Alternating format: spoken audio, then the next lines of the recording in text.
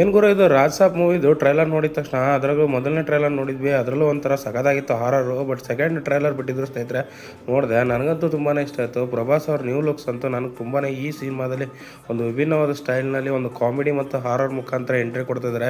ಇದೇ ಜನವರಿ 9ನೇ ತಾರೀಕು ಈ ಸಿನಿಮಾ ರಿಲೀಸ್ ಆಗ್ತಿದೆ 2026ಕ್ಕೆ. ಸಿನಿಮಾ ನೋಡಿದ್ರೆ ನನಗೊಂಥರ ಐ ಗ್ಲಿಮ್ಸಲ್ಲಿ ಸೂಪರ್ ಆಗಿದೆ ಸ್ನೇಹಿತರೆ. ಸಿನಿಮಾನ ಒಂದ್ಸಲ ಹೋಗಿ ಥಿಯೇಟ್ರಲ್ಲಿ ನೋಡಬೇಕು. ಅದರಲ್ಲೂ ಕಾಮಿಡಿ ಹಾರರ್ ಇದರಿಂದ ಸಂಜಯ್ ದತ್ ಅವರ ಆ್ಯಕ್ಷನ್ಸ್ ಆಗಿರ್ಬೋದು. ಇನ್ನು ಈ ಸಿನಿಮಾದಲ್ಲಿ ನನಗೇನೋ ಭಾರಿ ಒಂದು ವಿಭಿನ್ನವಾದಂಥ ಹಾರರ್ ಕಾಮಿಡಿ ಸೂಪರ್ ಆಗಿರುತ್ತೆ ಅಂತ ಅಂದ್ಕೊಂಡಿರ್ತೀನಿ ಸ್ನೇಹಿತರೆ.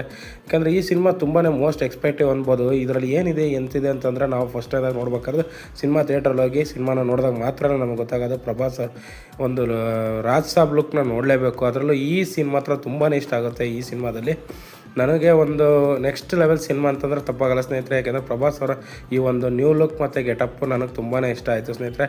ಟ್ರೈಲರ್ ನಿಮ್ಗೆ ಏನಾದ್ರು ಇಷ್ಟ ಆಗಿದ್ದರೆ ಒಂದು ಲೈಕ್ ಮಾಡಿ, ಶೇರ್ ಮಾಡಿ, ಸಬ್ಸ್ಕ್ರೈಬ್ ಮಾಡಿ.